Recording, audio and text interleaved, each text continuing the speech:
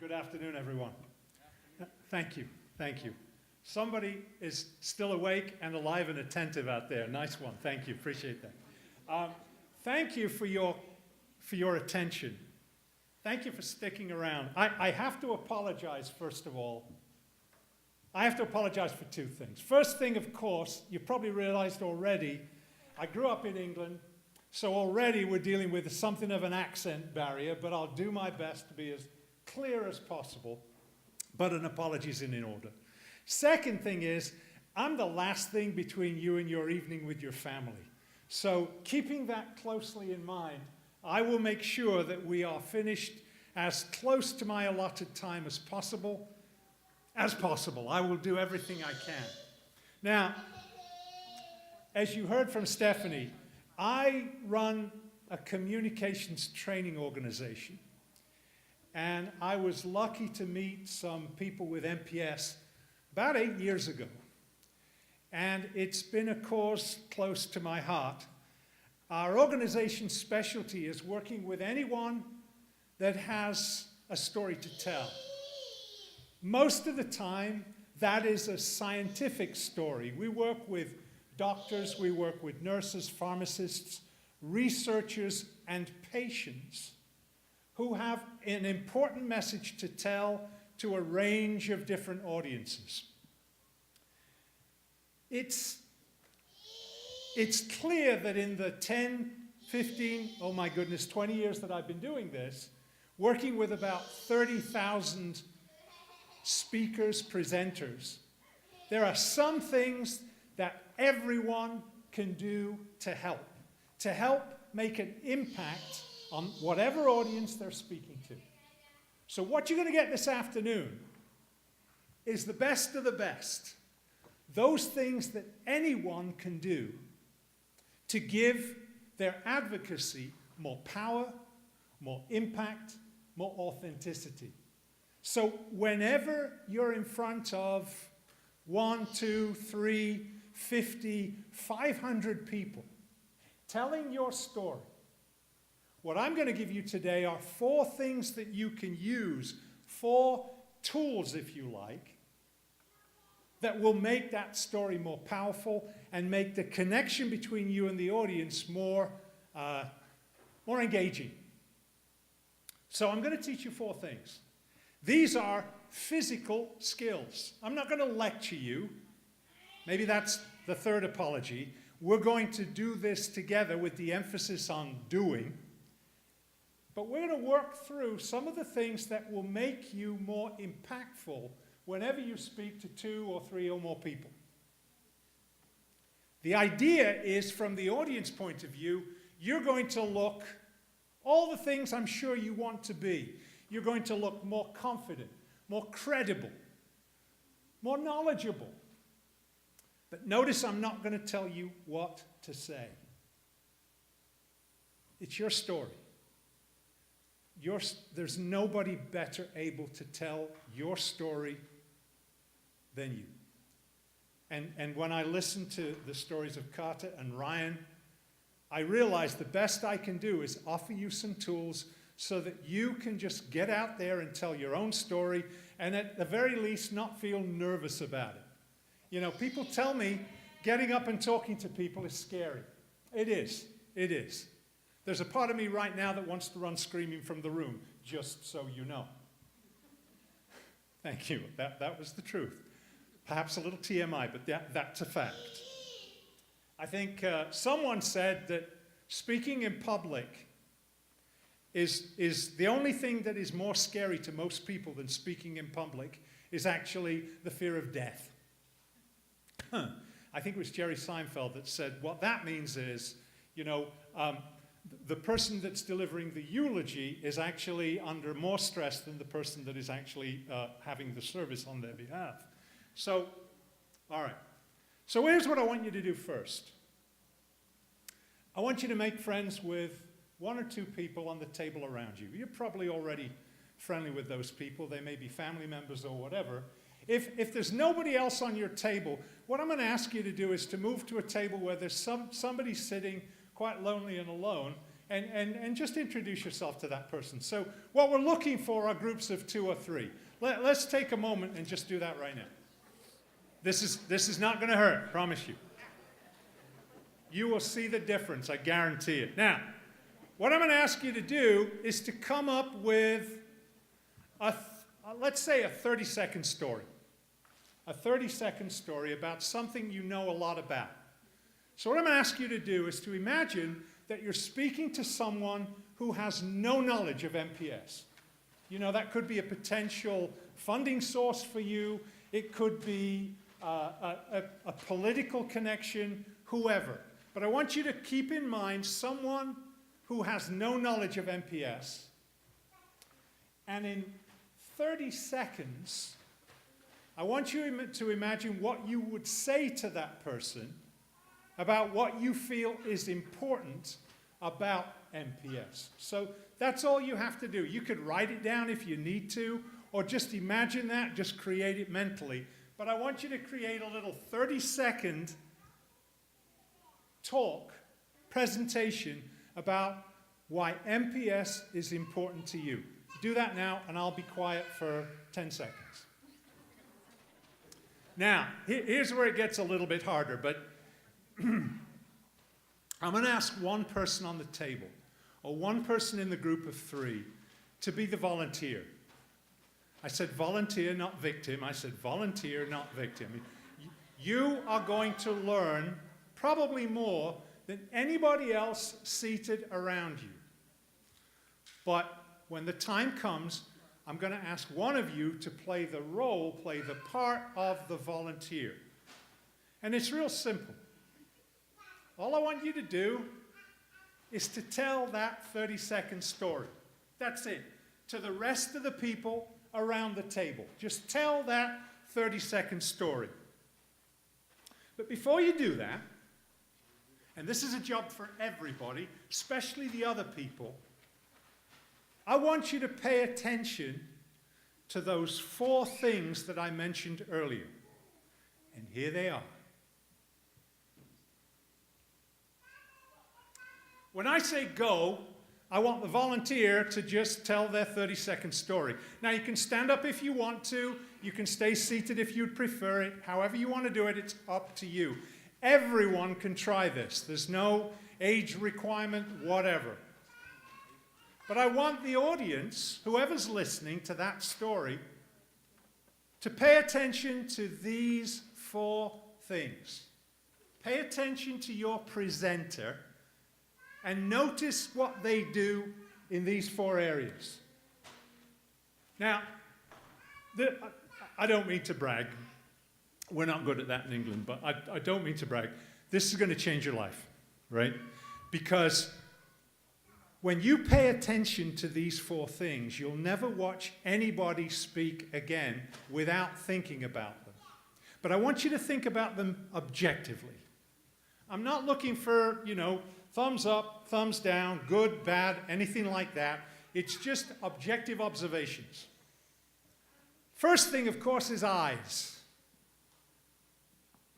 When your volunteer is speaking, where are they looking?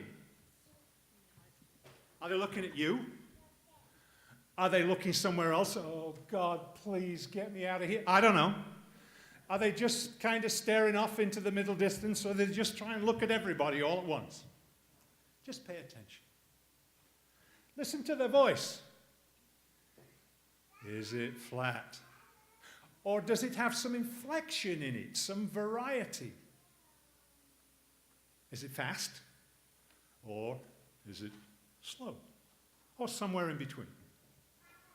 Do they use their hands when they're talking? My wife is Italian, American Italian. So those of you that share that heritage, you may know what I mean. And if they're standing, do they stand still?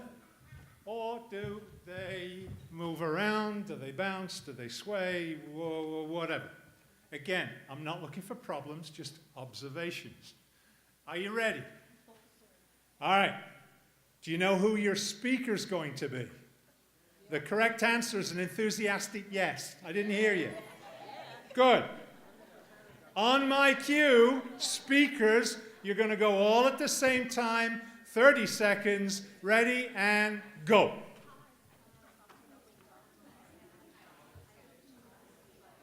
Okay, so you two ladies were the audience members. Let's take the first one on that list. What's your name? Rita. Rita.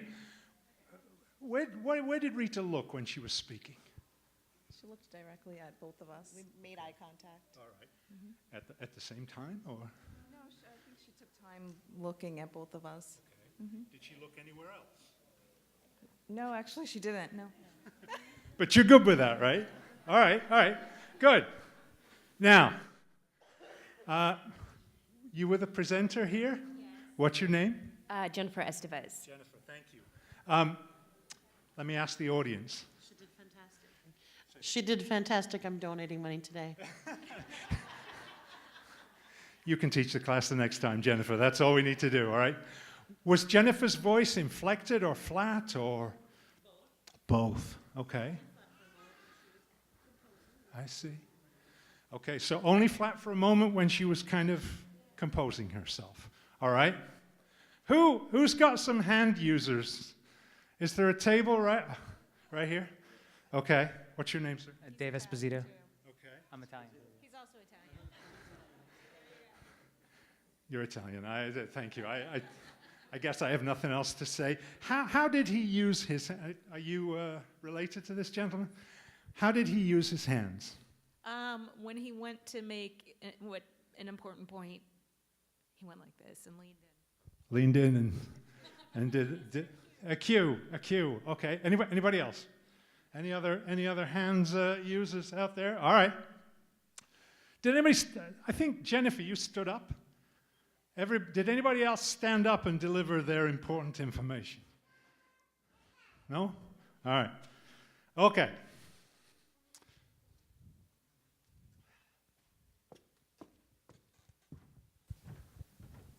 So now we know what we're looking for. Let me tell you what to do with each of these 4 things. It's a simple list, and it will make a lot of difference.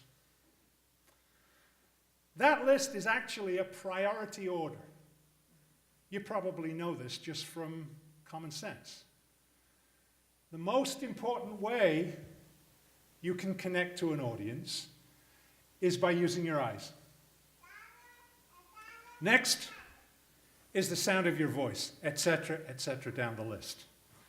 So let me give you the one that's most important, and it's what you do with eye contact.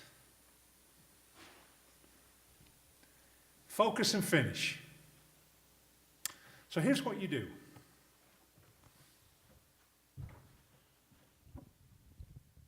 However many people you're talking to, you start by looking at one person in your audience. Hello. Yeah, you know who it is, right? And you deliver the first thought to that person. You finish what you're saying to that person, however, before you pause and go on to somebody else. You see me doing that right now? Thank you. I'll settle up with you after the workshop. Thank you very much. Unsolicited testimonial, ladies and gentlemen. Thank you. That's it. Think about this. One thought, one person. You take all of the words and all of the sentences that you want to say, and you divide the whole thing up. And you give each person that's listening to you one individual thought and finish it. So I focus on one person and finish what I'm saying. I focus on one person and finish what I'm saying. You get it, right? The idea is to take your talk and share it around whatever space you're in. If you're sitting around a table with legislators, you may not know who the big decision maker is. But everyone around the table gets an individual thought, and between each individual thought, there's a pause. You don't talk and move. You see me doing that right now? Hello, I'm Chris. I'm driving you all crazy. I'm getting dizzy. So This is a skill. Let's practice. In your group of 3, decide who is A, B, and C. Bill, you need a third object to go to make up the triangle, right? So there you go. There's your phone. That's perfect. So now, either a live human being or something to substitute. A, B, and C.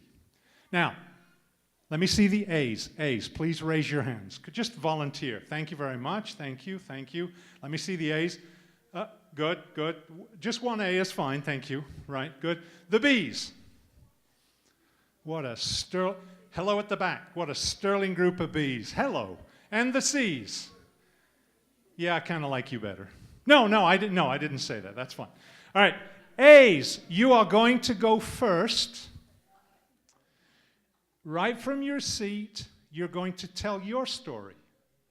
But you're going to do this one thought at a time. So you'll start with B. Introduce yourself. Hi, my name is... And then go to C. Say the next thing. Finish.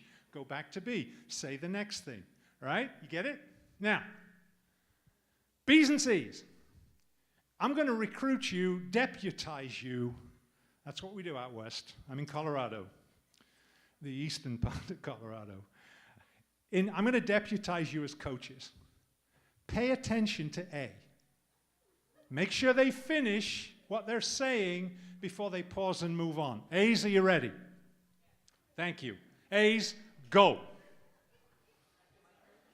Okay. B's, your turn. Remember, A's and C's, you are a coach. Make sure they finish on each person before they shift their eyes to whoever it is, to C. B's, begin. It's a big room. All right. C's, it is your time to shine. You've just been to school on A and B, right? So you know the right way to do it. The important thing is to finish that one sentence, that one phrase on each person before you break and go to the next one. C's, begin. As I go around the room, I can see some naturals here. Hey, Brian, come on up.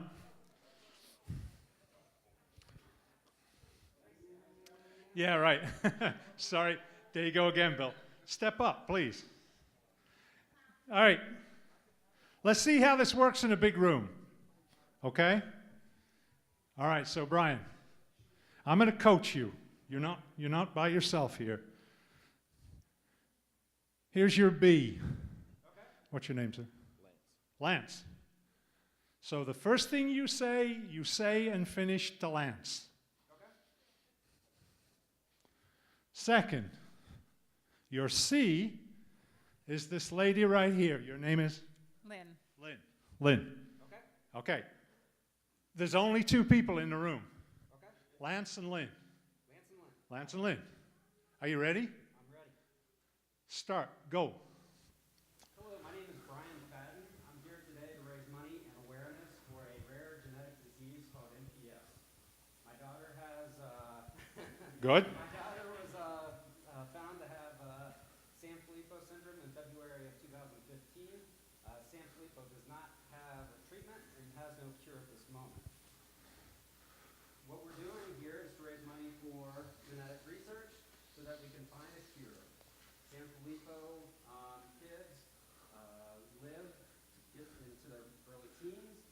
It's 100% fatal, and we have hope that we can, through our fundraising and our awareness efforts, find a cure. Pause right there. Now, as you continue, Brian, less to each person, right? Shorter statements to each person. Please continue. Back to Lynn. Okay.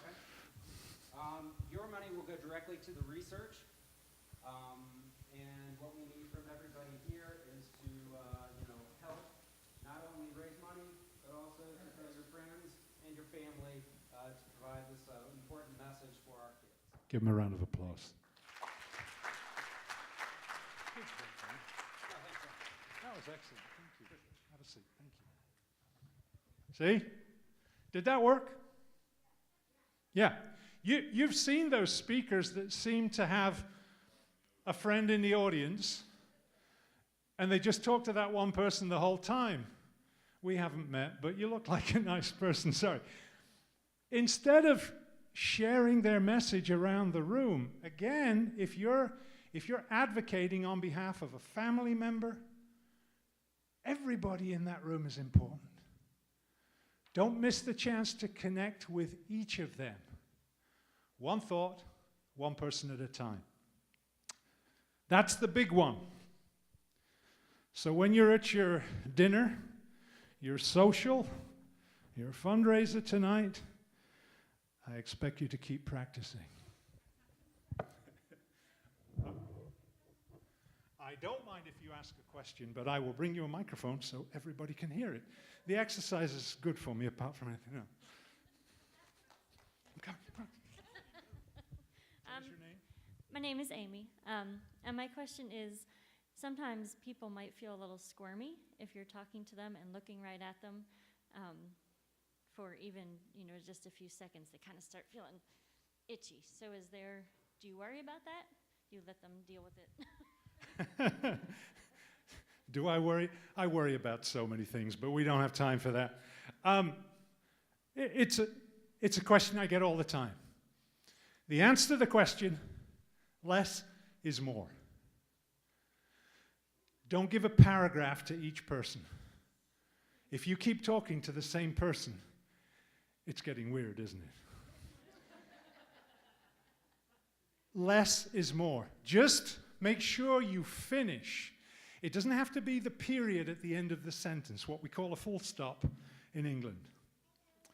Anytime you pause for breath, you can switch to somebody else. And if you're keeping those phrases short, but they start and finish on one person, nobody's going to get uncomfortable. Did that answer your question? All right. I'm going to move on. I'll stick around afterwards if there are other questions. I'll be happy to take them. But eye contact is the biggie. So remember, focus and finish. What's next on the list? Yeah. Sorry, I'm just having a teaching moment there. Thank you.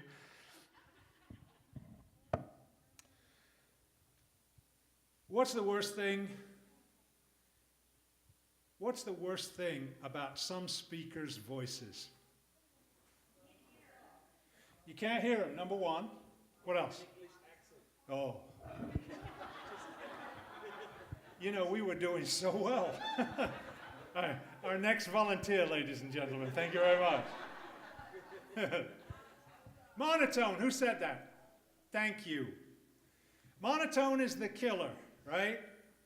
Because when the speaker's got a monotone voice, essentially who are they talking to? They're talking to themselves. Or they're talking to the laptop. Hello. After a while, they forget the audience is there. You lose all the connection. And to the audience, it all sounds the same. So they tune out. If you want to make your voice more interesting, it's a simple thing to hear, but it's a hard thing to do. Because what you have to do is speak louder. You just have to speak louder. The reason most speakers' voices are occasionally monotone is because they use the same voice on the podium, on the stage, as they do when they're talking to their family or their friends at the table. And that volume doesn't carry any inflection. It sounds fine from 2 feet away, but it doesn't work from up here. So if you want a voice that is interesting, it's really simple. Just speak louder. Louder, though, means louder than you think it should be. All right? So, Lynn, please stand up. Oh, sorry. I just voluntold you, didn't I? Sorry, I do apologize. Thank you. Now, from there, with no microphone, please introduce yourself to the room.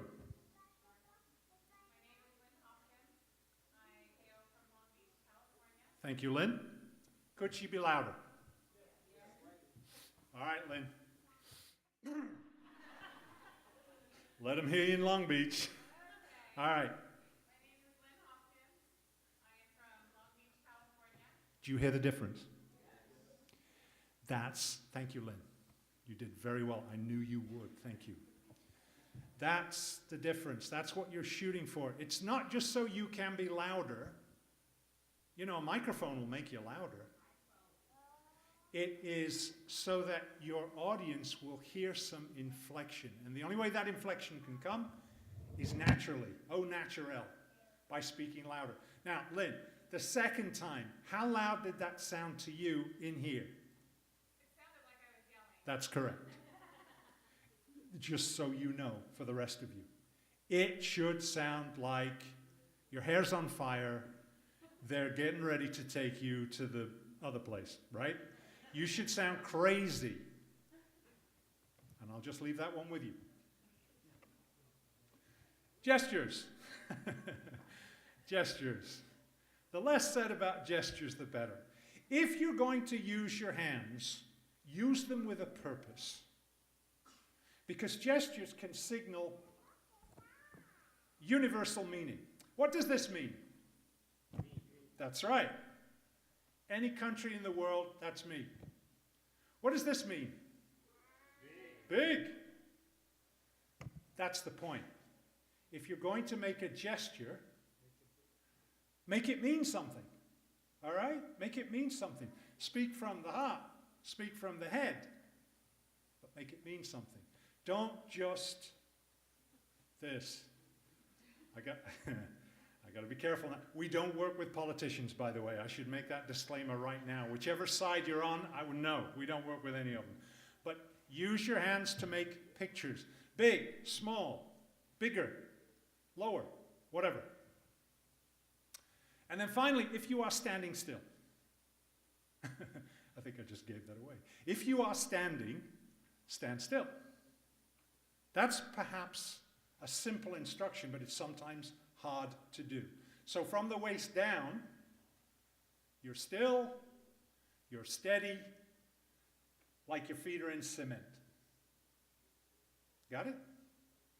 So, eyes.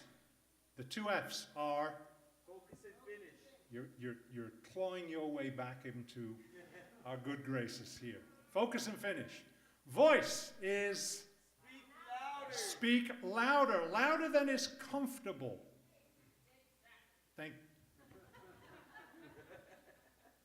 Excuse me. I'm just having a minute. Thank you. That was very sweet. Gestures. Show, illustrate, make a picture with your hands. And stance. If you are standing, stand steady and still. Decide who was the best on your table. Was that you? It was? Come on up here. Give her a round of applause. Come on. I'll look after you. You'll be fine. Come on up. Oh, thank you. All right. And your name? Kathy May. Kathy. Thanks, Kathy. All right. Would you like to stand here? Okay. And in lieu of everybody else working through the exercise, Kathy is going to demonstrate everything we've all learned. Right, Kathy? Okay. All right. Give me a minute. Just give me a minute. Do I have particular people that I should be talking to? Well, what do you think? That's a really good question. Do I have signs? Well, why don't, now you noticed, because I can tell you're paying attention. I picked somebody all the way over here, and then somebody over here. Why do you think I did that? So I would take in the whole room. Oh, nice gesture. All right, so you pick them. Pick somebody over there. Over here. Over here? Who said that? Michael? Michael. There's Michael right there. See him? All right. Come on, Bill. It's about time you did some work this afternoon, all right? There's your C. Are you ready? Now, audience, you're going to help us coach our volunteer. So well, you can do that, but just a little later. But we're going to make sure that, first of all, she finishes what she's saying. So she finishes what she's saying to Michael, and she finishes what she's saying to Bill. And listen carefully. If she could be louder, I want you to do this, right? With both hands. You ready? You're into this. I picked the right volunteer. Ready? And go. Go ahead, Kathy. Hi, I'd like to introduce myself. I'm Kathy May. My daughter Miriam, she suffers from a genetic disorder called Sanfilippo syndrome. Now, Sanfilippo syndrome is in the broader category of MPS disorders. I'm not sure if you're aware of that condition at all. But MPS disorders is a larger category of lysosomal storage disorders. Larger category. There you go. Keep going. You're doing great.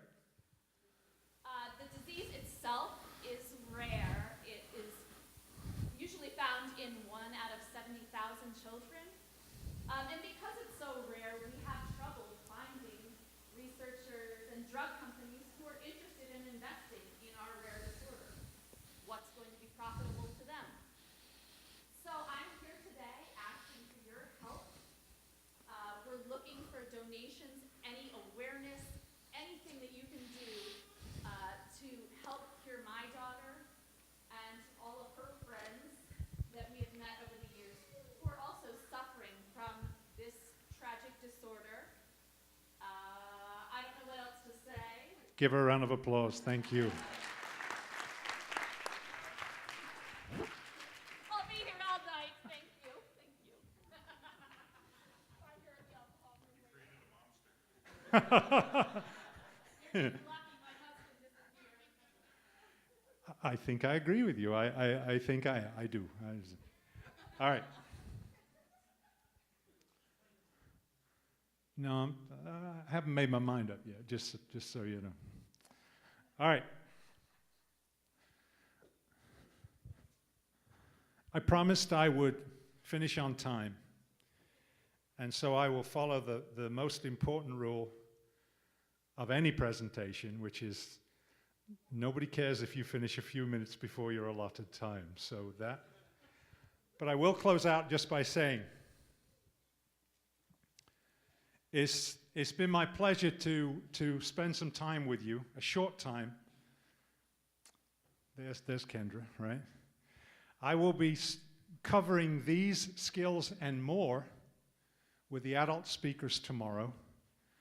I know they're going to represent your cause and concerns as well as any of you could. So it's my pleasure to help them to get that word out. Thank you for our volunteers. Brian, where'd you go? There you are. And Kathy. And thank you for all of you for jumping in this late on a long day. I wish you the very best of luck with your cause. And yeah, get out there and let's get a cure for this thing. Thank you very much.